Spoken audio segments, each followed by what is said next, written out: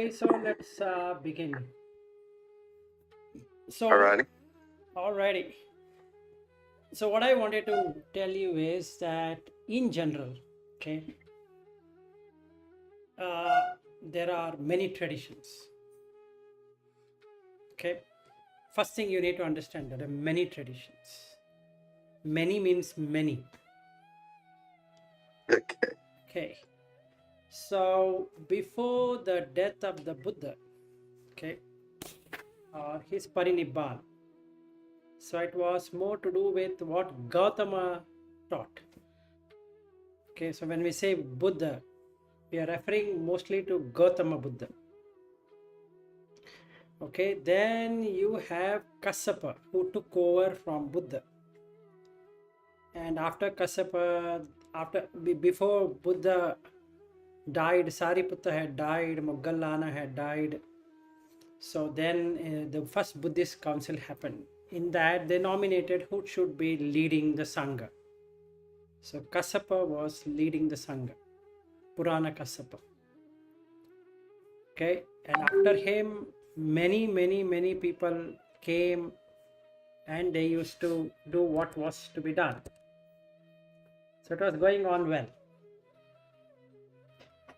But by the time of the Ashoka, okay, then there were a lot of deterioration because there were a lot of sectarian thing which came up. Okay, even before Ashoka came. And they used to compile in such a way that if you're a sectarian, the Sutta Pitaka and the Vinaya Pitaka are in proper order. Okay, that was maintained. So when Ashoka came, and then he sent his emissaries, so it spread across. So from India, it went basically to Burma and it went to Sri Lanka. Okay, so then there were people who were protecting them. By the turn of the first century, Common Era, to around 1000 Common Era, that is 1000 years, there were a lot of things which happened. Okay, the first thing that happened is that the Buddha's teaching by nature is meant for a specific kind of people. It's not meant for all kind of people. So only those who have got hang of it, either through their teachers or either by themselves or a combination of both, and they are able to understand it pretty well, and they're able to understand their Sotapanna or their Sakadagami and all that, they were able to do it. And the kings stopped that much of patronage, because by that time what happened is that the Nagarjuna, along with many of his people, started to get into the depth of Buddha teaching and talking about more on the shunyata, the emptiness. It's a very nice one. But the problem is that it took one aspect of Buddha teaching. Why he did that? Because by that time people started to feel that somebody should be there inside. So we have misunderstood what Buddha meant. So they still went back to the soul theory.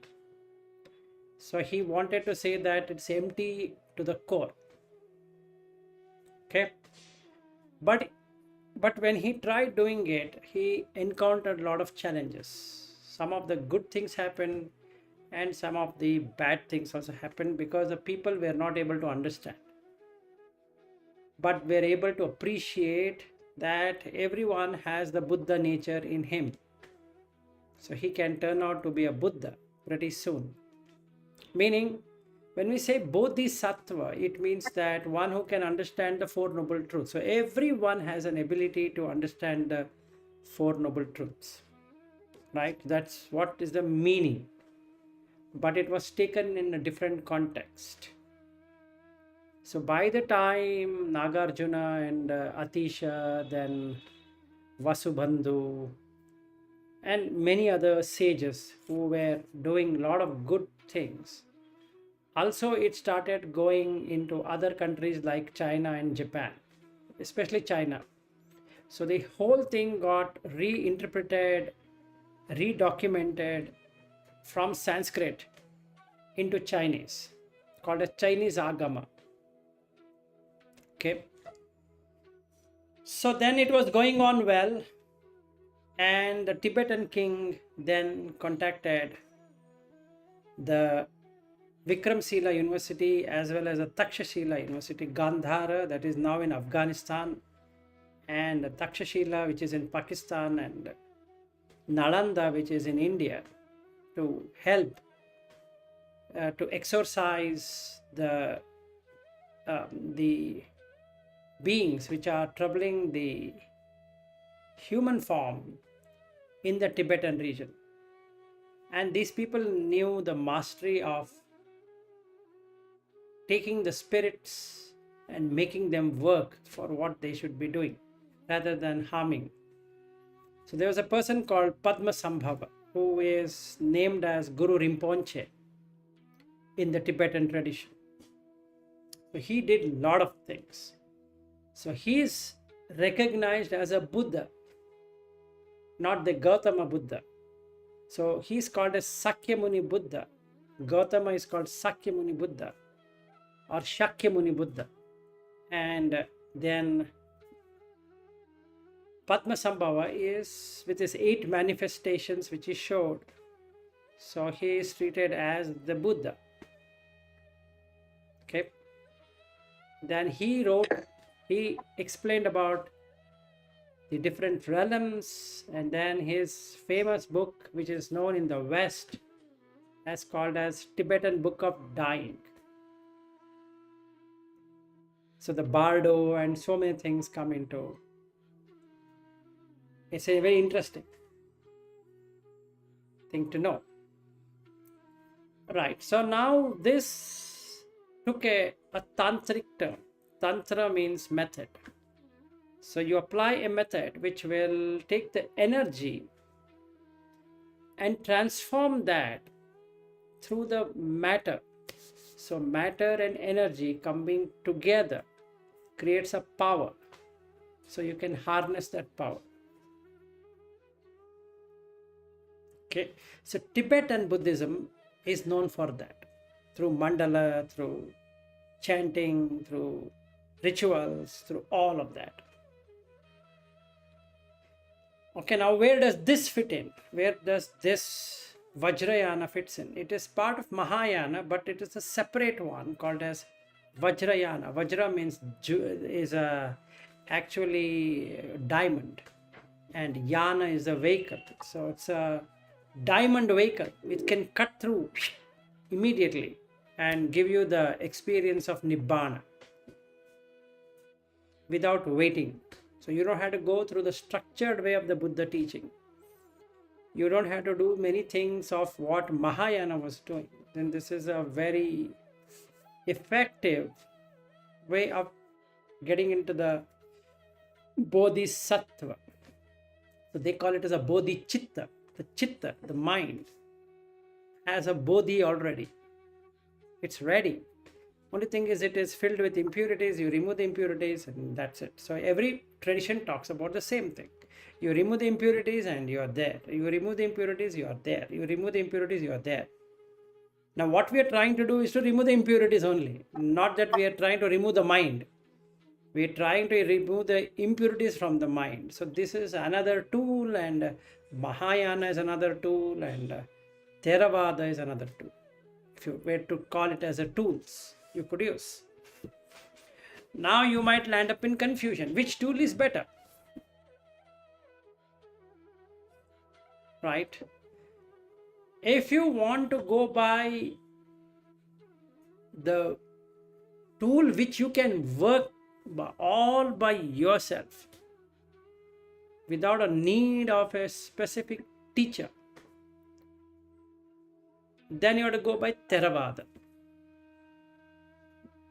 Okay, you can still have a teacher, but he doesn't have to be sitting with you 24/7. Let's take that as an example. As opposed to Vajrayana, where you need to have the teacher all the time. You require a Lama to be there with you all the time.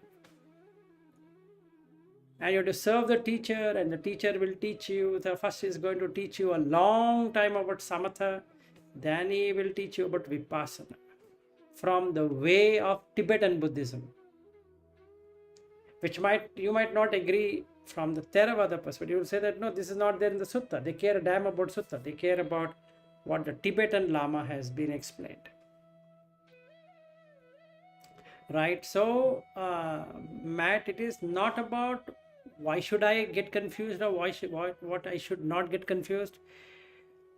The major thing is that I'm trying the sutta route, I'm not getting anywhere. Right? And there's no need that everyone should understand the sutta. Absolutely no need. And I've tried enough. It's not working. Is there any other tool? Yes, you can go to Mahayana. So it takes a devotional path and also a very scientific path. Like if you take a Zen or Nirchen, then the Chinese tradition, and then Korean tradition, Vietnamese tradition, so many traditions you'll find. Now you have to try out. It's a tool within a tool. Now you have one tool called as Mahayana. In that there are several tools. You try it out. Oh, this is working for me. If it works for you, okay, that's your tool. Finished. Okay. Right. It's not about again getting confused. Oh, what's the difference between Zen and another Japanese technique called as Nirchen? Nirchen is followed by many people. They keep on reciting. And you might say, what has reciting got to do with Buddha? Well, it works for them. Come on, Buddha has never told anything in the sutta about recitation. No, that was about Gautama Buddha. But we are not talking about Gautama Buddha. We are talking about the Bodhisattva in you, or the Bodhisattva in you, or the Bodhicitta in you. Right?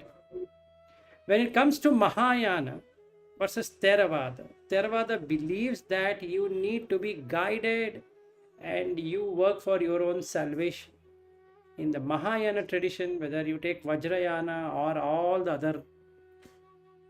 other umbrella of things, they don't believe like that. They believe that you're already a person ready to become a Buddha, and you will not plunge into the liberation till you liberate every being, at least every human being. So you're going to take human life, or you take a rebirth as a human being, birth after birth, because you are not selfish as a Theravada person who will only look at his salvation. He is not bothered about the world.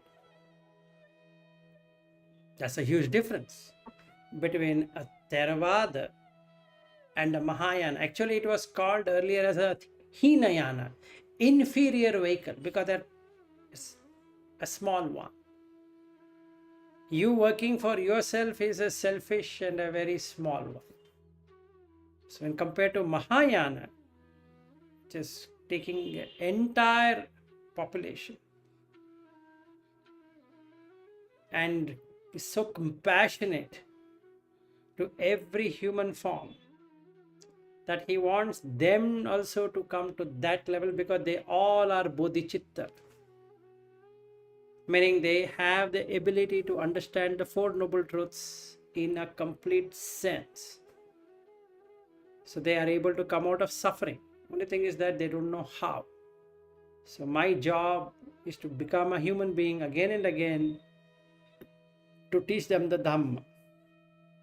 And I'm not going to relax till every human being I met have transformed him.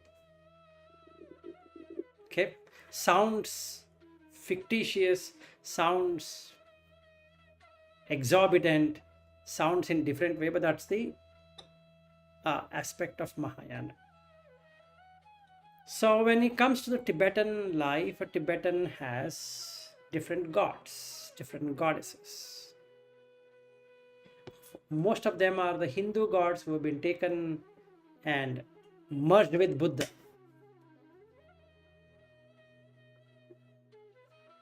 So there are mandalas. They have geometric patterns. So you have to meditate as per the geometric pattern. You get a lot of energy. So when you get a lot of energy, you get a lot of power. When you get psychic power, you can do many things. That's the whole idea of Tibetan Buddhism. And since they're combining the Hindu tantric with Buddha teaching, it's the most fastest path. Provided 4 things are taken care. 1, you are able to get the right teacher. 2, you are able to get the right teaching. 3, you are able to understand the intricacies of the Tantra. 4 is that you are able to experience. And that itself is a difficult thing.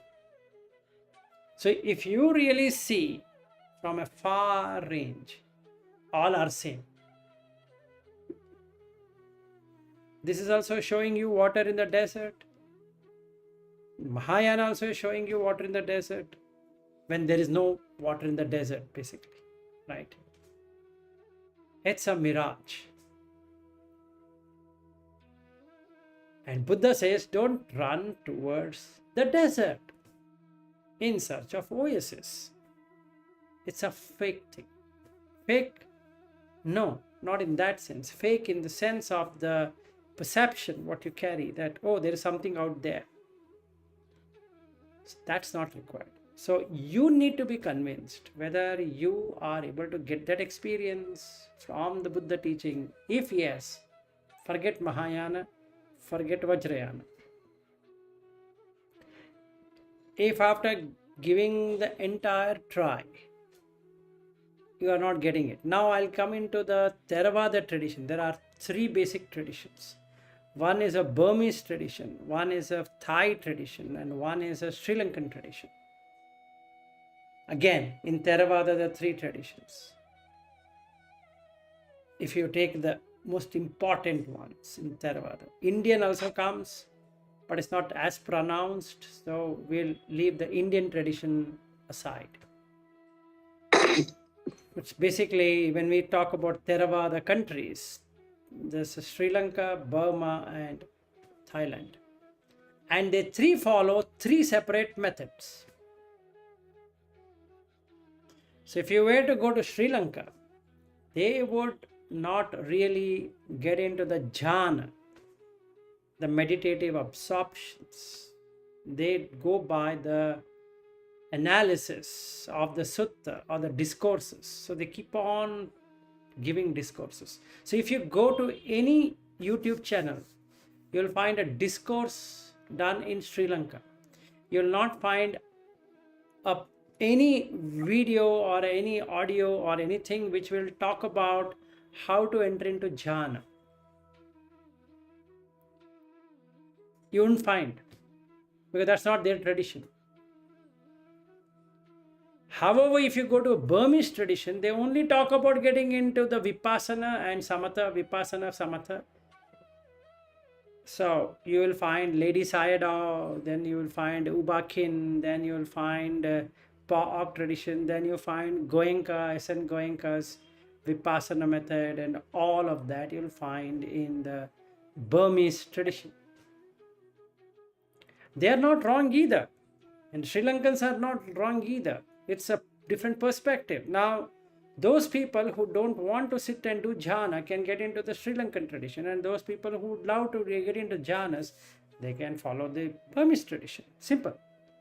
Rather than fighting and thinking, oh my goodness, where should I go now? No, it's not like that. Right? So the karmasthana or the kammatthana in Pali and karmasthana, or the establishment of what needs to be done. The meaning of karmasthana is that you just establish. So in the Sri Lankan tradition, the karma sthana is through discourses. So you close your eyes and you hear to the entire discourse of 2 hours or 1 hour or whatever number of hours shared by some Thero there in Sri Lanka, and then you will get an insight and then you feel, wow, this is what I wanted. So you really don't have to enter into this meditative breath enabled absorptions. That's not required. And they would claim, the Sri Lankans would claim that it was never taught by the Buddha, that it's about breath. Okay. So if you were to go to Sri Lanka, you would get lost. If you were to do the jhanas, and then they will say, hey, that's not what you're supposed to do. You're on the wrong track. And you say, oh, now I'm confused.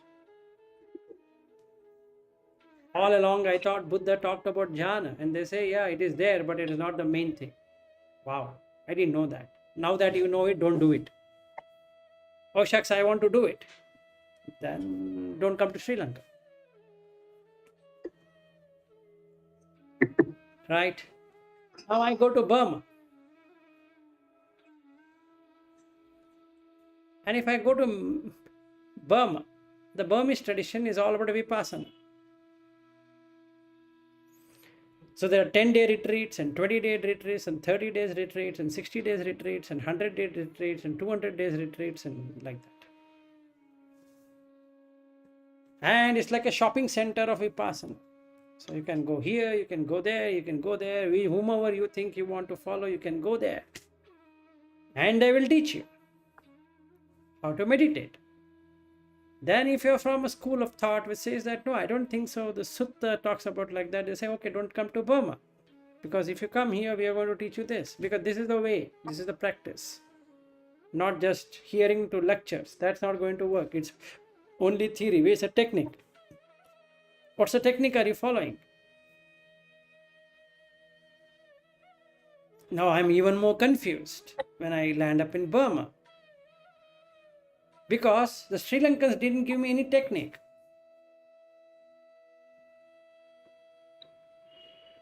Got a point? Yeah. Now they'll fix me up saying that, what's your technique?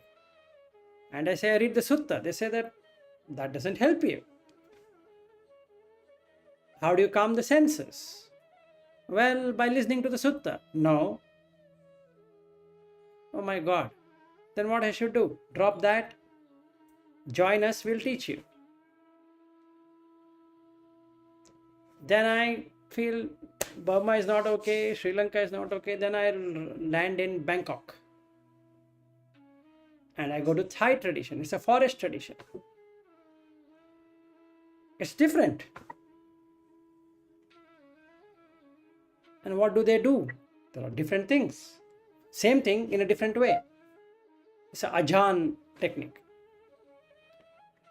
So in Burma, I have to go by the lady sayadaw technique. In Sri Lanka, I need to go by the Thero technique. And in Thai, I need to go by Ajahn technique.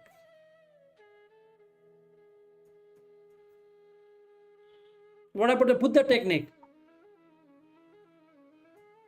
That's why I came. Well, we have reconfigured it so that it suits everyone.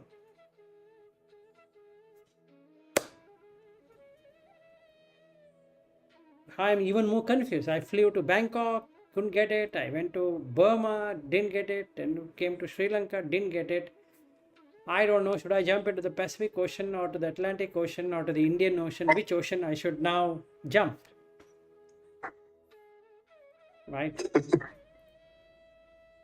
So, not that they're wrong. So now I need to be clear what really I want. Do I require jhana?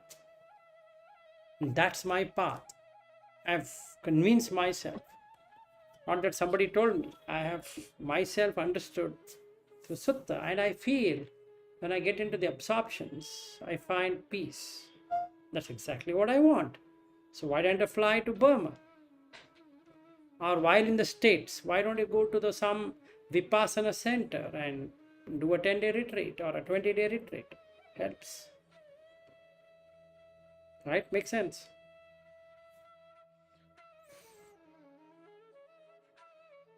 So it's Yeah. simple. Or I don't like that. I love listening to the discourses. I can't sit and watch the breath or something, but I can endlessly listen, keenly listen, and understand the intricacies of it. Beautiful.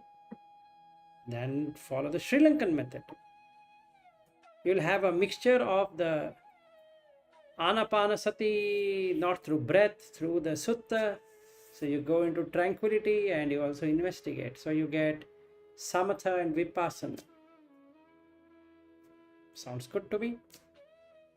No confusion here. Or I feel that I need a mixture of both the things in a way that I can experience here and now. Why don't I fly to Bangkok and experience through the Ajahn techniques? Make sense? So now I'm Yeah. settled. Now I don't have to go to the Burma, nor I have to go to Sri Lanka. I can be in Thailand. Or I can be in Sri Lanka, not in Thailand and in Burma. Or I can be in Burma, not in Sri Lanka and in Thailand.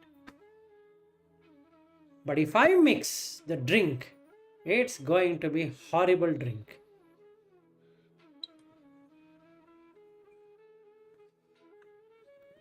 This is Theravada. Right? Now I feel, you know what? This is not at all working out. I listen to discourse. I do the Ajahn technique. I did the Sri Lankan technique. For me, then Theravada is not the one.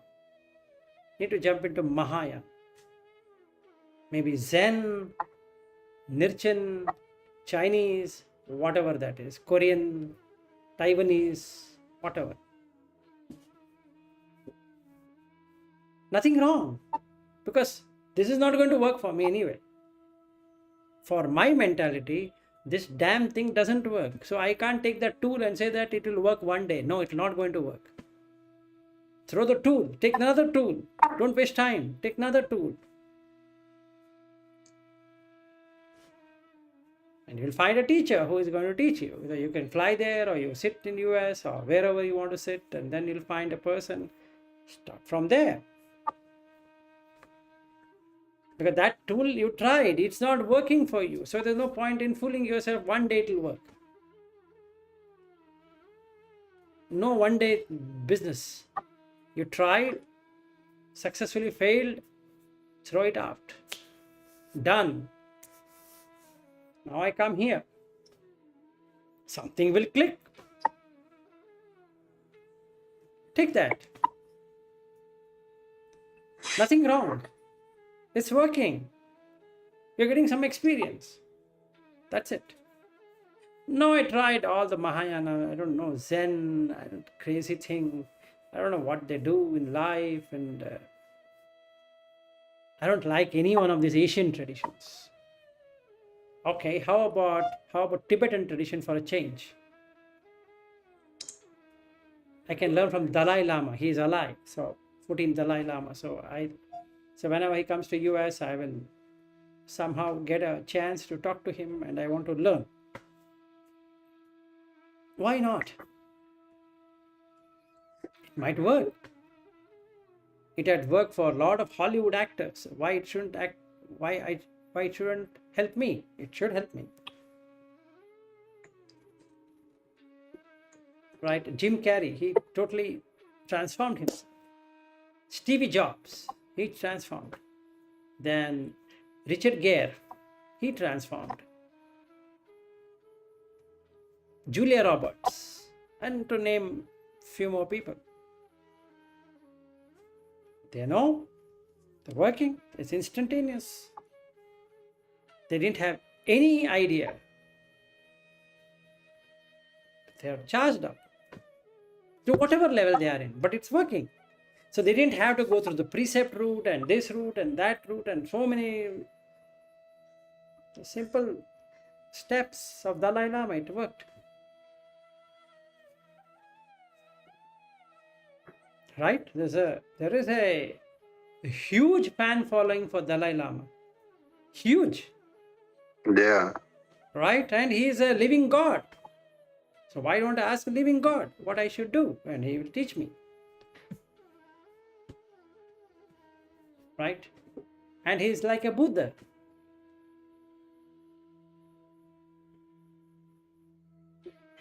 He knows what he talks.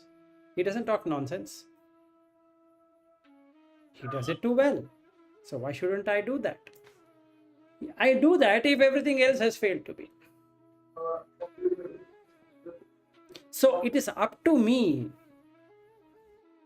to really evaluate and see whether I'm getting what I want or am I getting confused on this. No, that's not the question that should arise in anyone, in you or me or whatever. It's all are good. So you shouldn't compare.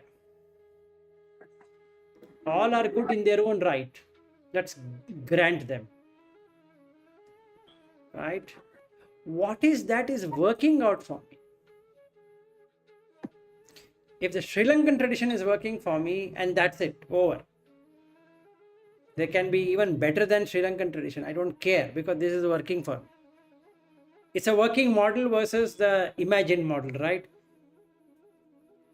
Why should I go into something which is an imagination rather than and then give up what is working? It makes no sense to me. There's no need to know what is in Tibetan, what is in Mahayana, what is there in the Burmese tradition, what is there in that tradition. What is the use for me to know all of that? Whatever works for me, over, case closed. Yeah, there might be some gaps, but far better than getting confused. Right? It works. All that I want is that it should work, and it's working. Oh, or the Burmese tradition, is it working for me? Yes, it's working. So why don't I follow the Burmese tradition? Perfect. You know what? I'm working Ajahn tradition. Beautiful. The way he talks, I'm fan of Ajahn. Great. Then follow him. Don't compare with Theros in Sri Lanka. Don't compare with Lady Sayadaw tradition in Burma. Not for you. Can be for somebody else, but not for you. Or not for me, if I am that person. Not for me. Right. Right? And this Theravada thing doesn't work. Mahayana is there. See, now it is opened up so much, right? See, instead of finding a issue, I have a solution here. If it doesn't work, I'll use that. There's absolutely nothing wrong because sutta is not everybody's cup of tea or even coffee if you are not a tea drinker. Right? So, I have no idea what that whole sutta is all about. Translated in English, fine, but I can't get what he's saying there. Why he makes it so difficult? My life is so difficult after reading sutta. I was far better without the sutta. Then now I'm coming to sutta. I don't know what this guy talks about. And then when I hear somebody talking in a very clear way, I understand, but then I cannot experience what he's saying. He might be experiencing, but I am not experiencing. Should I still then follow the sutta? No. Not at all. Why? Why should I kill myself? Right? So, Yes. so if you ask me, Matt, if I am a normal person with a normal skill set, not an abnormal skill set, and a normal skill set, there's nothing wrong being normal human being. There's nothing wrong in having a normal skill set. Who says I should be an extraordinary human being, an extraordinary skill set? So now I need guidance, and the guidance can come in 6, 7 ways.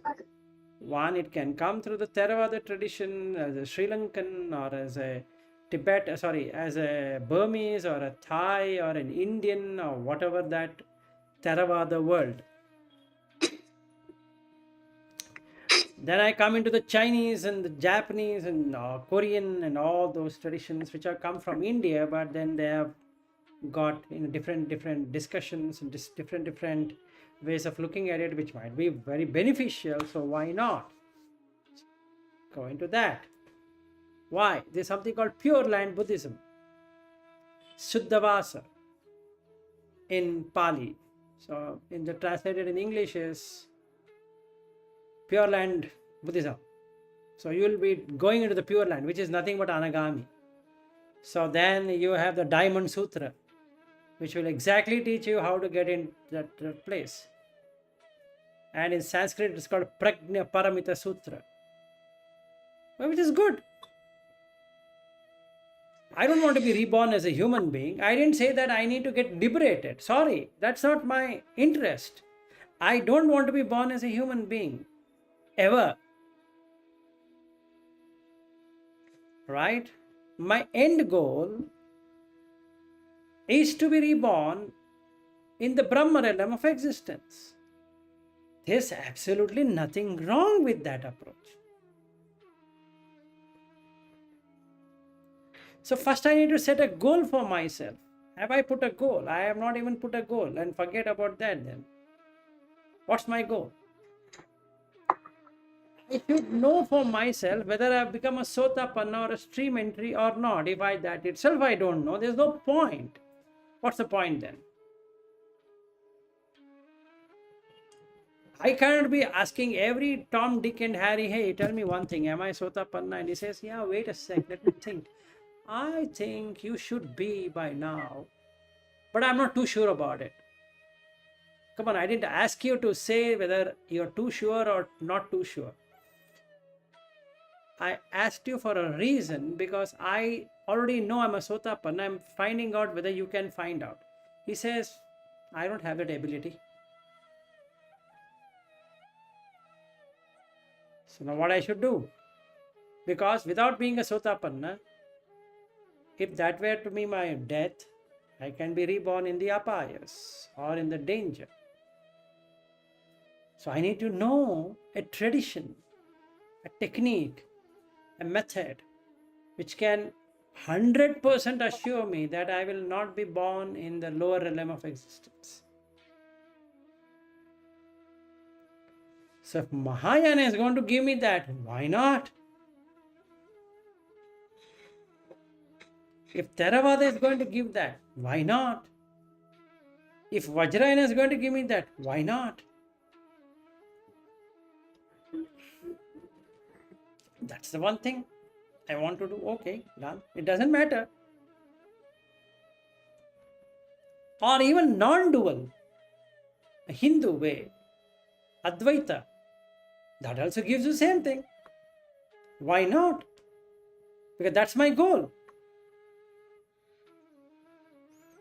I don't want to be reborn as a ghost, a hungry ghost, or as a animal, or as a demon kind, or be reborn in the hell. I don't want to be, honestly, and no one should. But I don't know.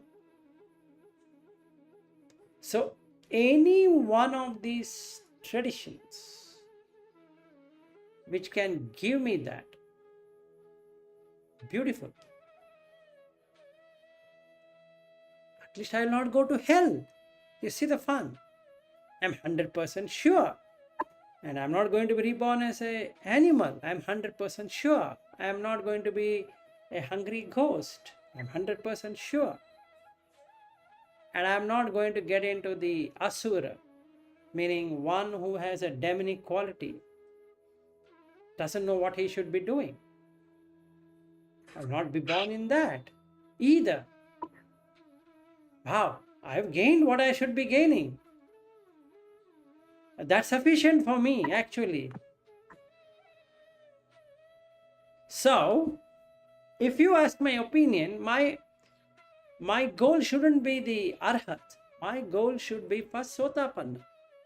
Am I really a sotapanna? Have I really crossed it? Do I know for myself? That's the first thing. I care a damn about the other things. Because if I keep arhat, whether I have the ability to become arhat or not.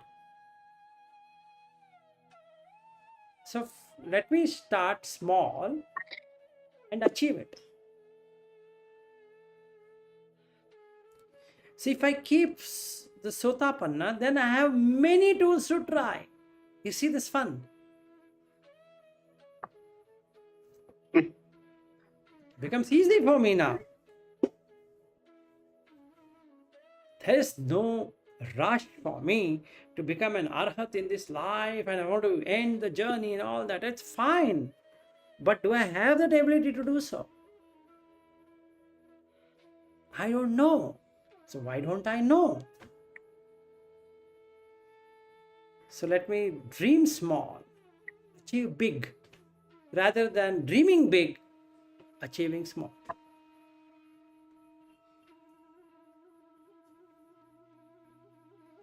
Okay. That's what I'm going to do. I'm not going to aim for an arhat. Yes, there is, but that's not what I want now. I want to know for myself, 100% sure. Yes, I've crossed this step.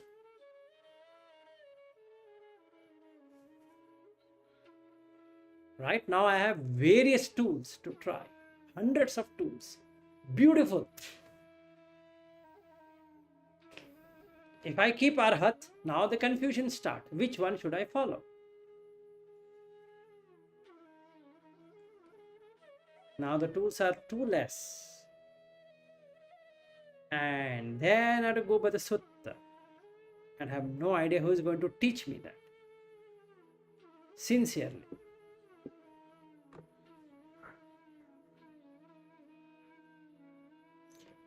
And who can spend time with me for 24/7? Yeah. Right? And the person who is going to teach me should be an arhat.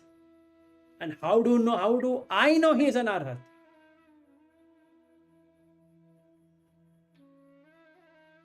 So that's even more worse thing. Meaning, I should know he is an arhat, for which I should have been already more than a sotapanna. Then only I'll come to know he is an arhat. So it is like chicken and egg story. I need to have an egg to get a chicken, but without chicken there's no egg. Oh my goodness, what I should do now? This is unachievable target for me. And I would be going around in circles, nothing else. Dream is good, arhat. But do you have I met a single arhat in my life who has a quality of an arhat? There should be people, is what I think, but I have not met a single one. That's a fact. I can, after listening to a YouTube video for some time, I can think he might be an arhat. No, it's not he might be. He should be. And how do you know that? That's a difficult part. Well, then you're following a blind person being a blind.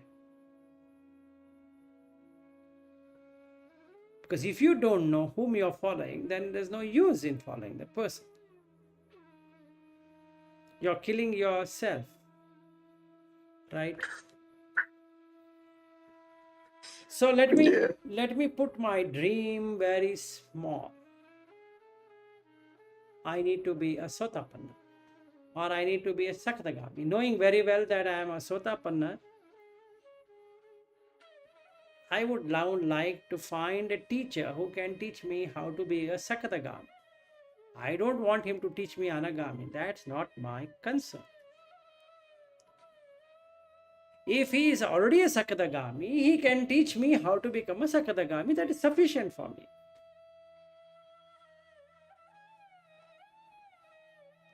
So let me put him through some tests. But again, I need to spend time with him for at least 18 to 20 hours. I need to see his trait. What all does he do from morning till evening?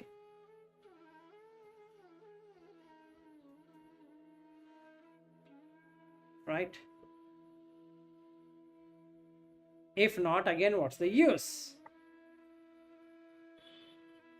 Well, then, it seems to be a deadlock situation. Right? What's the answer now? What's the respite? How do I go forward? Well, there's an option. The option is that you can select some suttas of the Sotapanna and keep on practicing that. You will become a Sakadagami, and you will come to know that you are a Sakadagami, and you can evaluate anyone who is going to talk to you whether he has reached Sakadagami or not. Meaning, you can come closer to Sakadagami and you can evaluate that other person. This guy makes sense to me. That's one way.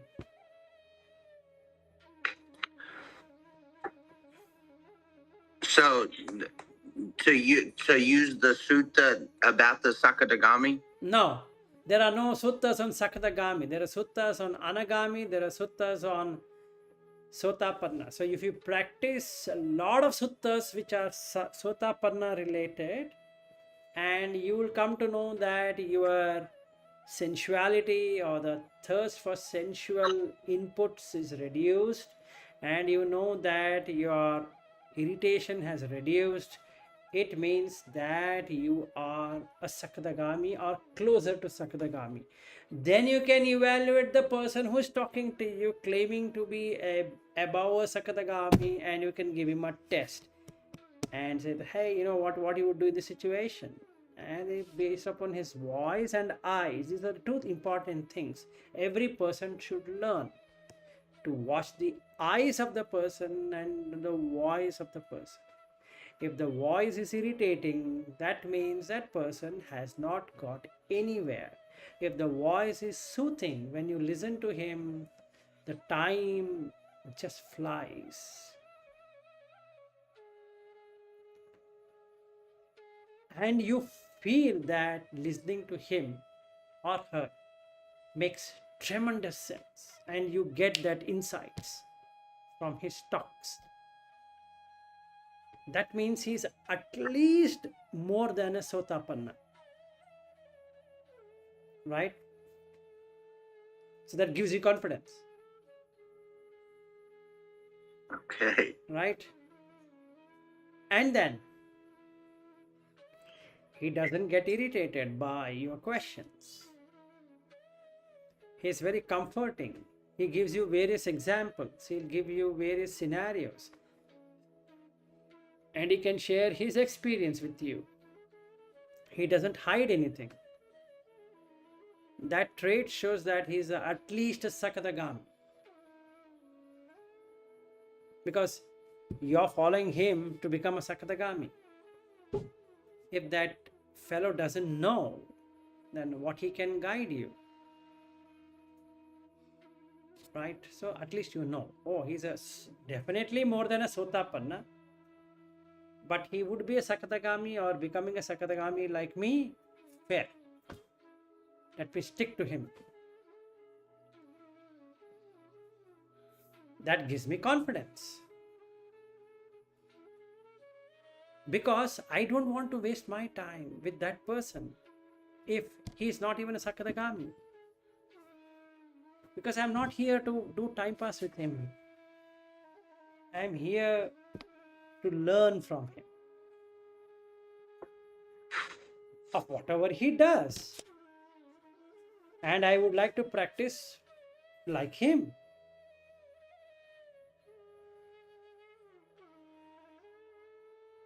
Because once returner means if the lifetime was 80,000 years of a human, you might be born again and again and again and again and again and again and again and again and again and again and again again like that as a human being.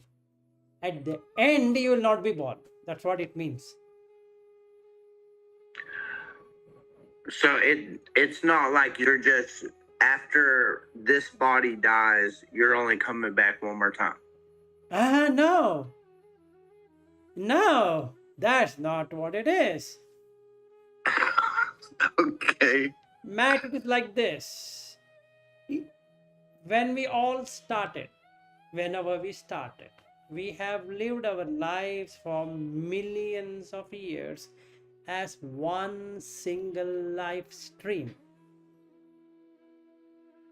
As the corruption started, the food what could sustain for that much amount of time started to reduce. So it came down to 80,000 years. Then it came down to 40,000 years. Then it came down to 20,000 years. Then it came down to 10,000 years. Then it came down to 5,000 years. Then came down to 2,000 years. Then it came down to 1,000 years. Then it came down to 500 years. Then it came down to 200 years. 300 years. Then it came down to 150 years. And then came down to 125 years. And it ended up in 100 years at the max. So even today in Japan, people go beyond 100, but they cannot go beyond 125.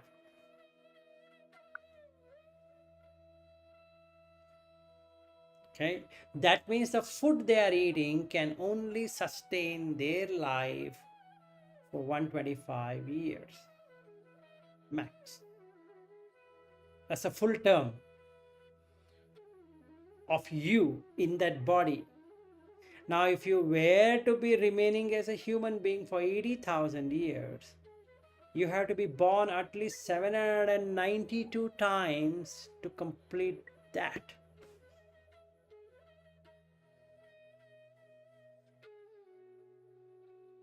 Got the point? Yes. So if it is a sotapanna, what it means is that not beyond 7 bhava. It means innumerable lives, but not more than 7 different existences. He will be a human, he will be a god or the Deva world, and then comes back and again becomes a human and again goes there again. So he becomes a god, or he goes to the Deva realm, he comes back. Deva realm comes back, or as a human he continues but doesn't go into the apayas of the danger zone. He has blocked it permanently. That means not beyond 7 different bhava.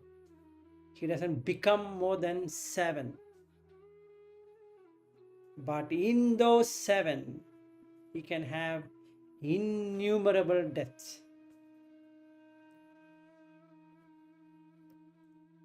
Whereas a normal worldling can become anything.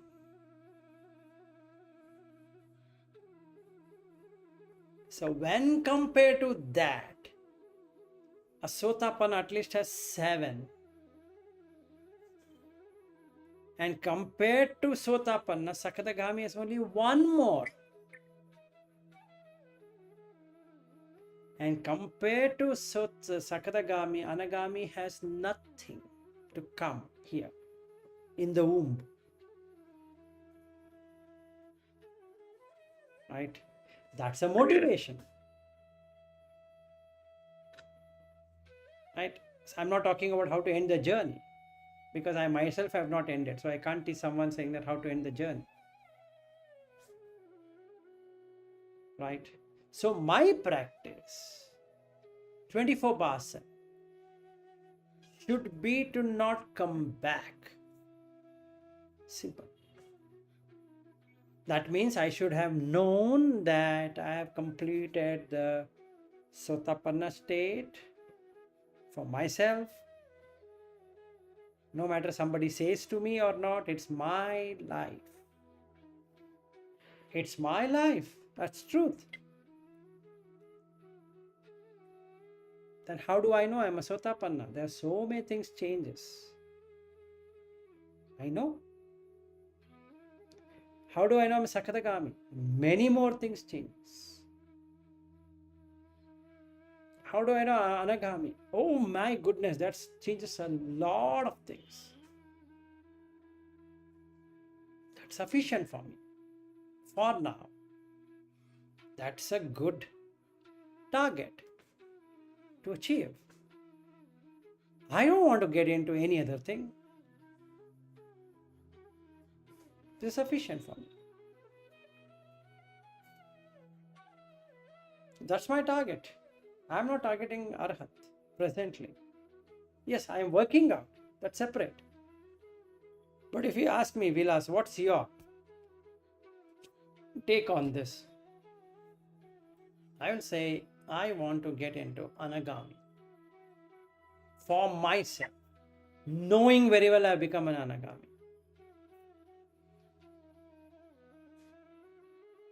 The conviction that at the time of death, it will show up. Can I see that right now? Yes. Done. Can you teach somebody how to become an Anagami? Yes. Done.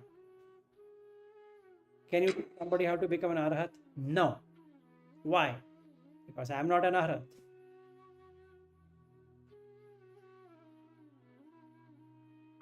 Okay. So I would not teach anyone to become an Arhat because I myself is not. I'll be fooling myself. And it's not good to show a path which I myself don't know. I should have crossed. Then I can help somebody. It's like sitting in a plane, turbulence happens, and oxygen mask comes down. I need to take oxygen first before I help others. If I don't know how to use that oxygen mask myself, what's that I'm going to give it to somebody else? Makes no sense. I'm fooling myself. Either I should say, yes, I know, or I should say, I don't know. I don't have to give stories. Hey, you know what? How to use it? Actually, I had read it in this book. Take the oxygen mask, put it on your nose, and tie it tightly. My dear friend, have you used it or you have not used it? No, I have not used it. Great. Then don't teach me. Simple. No theory. Yes, theory required for Anagami. What should be done for Anagami? Theory for what has to be done for Sakadagami. And theory for what has to be done for Sotapanna.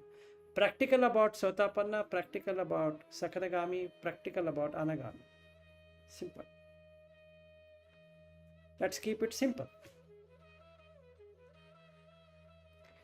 Now, whether I'll follow Theravada tradition or a Mahayana tradition or a Vajrayana tradition or this tradition, that tradition, doesn't matter.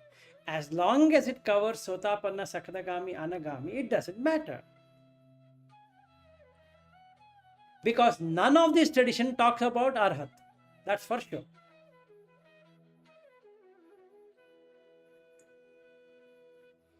If I take Mahayana, it talks about Pure Land Buddhism. So you'll be reborn in a pure land. Fair deal. Not a bad deal. It's Anagami. That's what I want. Done. If the suttas if I cannot understand the suttas, that doesn't mean that I shouldn't become an Anagami through some other method. I can. And I should. What's wrong in that?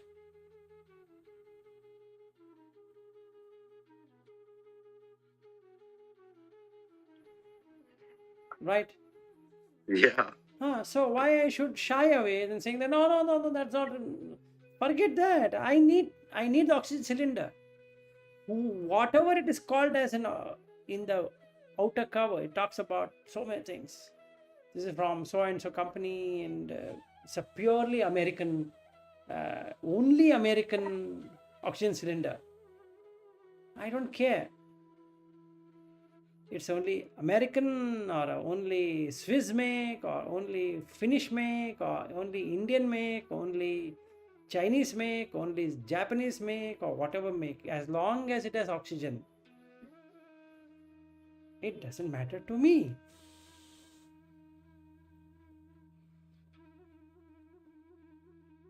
Only if my intent is how to develop oxygen, then there's a problem.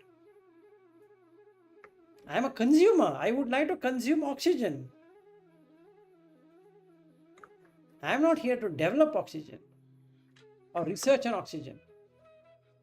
Go to the root. How did he create oxygen? Well, that is risky business.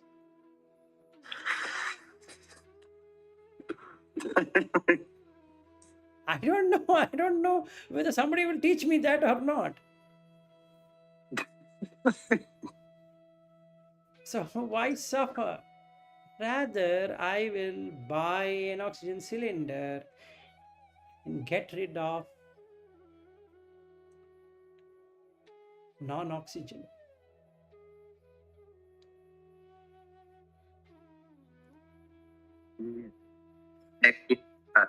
I need to get to work. Yeah, why should I worry? Why should I worry when there is somebody who can give me oxygen? That's all I need to do. Take the oxygen cylinder. What I'm doing is I'm over analyzing from where did he bring the cylinder, how did he prepare it, what's the guarantee that it has oxygen, and what kind of oxygen. Is it pure oxygen or a combined oxygen? It is carbon dioxide, carbon monoxide, this one and that one, whether it's made out of steel, it's made out of iron, it's made out of cobalt or nickel or whatever it is, right? It sounds crazy. And that's what happens on the internet. People keep on fighting. This is pure, this is impure, that is that. Forget that, boss. Have you escaped death? Can you escape death and reborn as from a human to a non-human? Have you understood how to do it? It does not matter whether you are following this tradition or that tradition or some other tradition. It doesn't matter. Yes, it does matter when I would love to become an arhat. But that's my problem, right? I've come this far. Now I can throw all those traditions and do whatever is required because by now I have understood it. Yes. So why should I worry? Well, I mean, I feel a lot more at peace about it because, used to it was more about finding what's the right method, and now I have a perspective where it's just whatever works for me. Right. Like there is no right or wrong. It's just like what's beneficial or like what works. Exactly. You and anyone should be doing that rather than making his mind troubled with this tradition, that method, this method. This is pure method, that is impure method. This is from my teacher, that is from your teacher. Your teacher is wrong, my teacher is right. My teacher is wrong, your teacher is right. This is not the right one, that is the right one. All of that irritates the mind and makes you more and more restless. And that's all it can create. Yes. But hey, Vilas, I need to get to work. Same here. I need to get out from here. Okay, thank you very much. Yes, you too. Enjoy your life. Yeah, sorry. You wanted to say something. Yeah, I was just gonna just thank you because I really do have a lot more insight and clarity to this. So it was very beneficial. Okay, enjoy then. Enjoy your day. Bye bye. Okay, bye. Bye bye.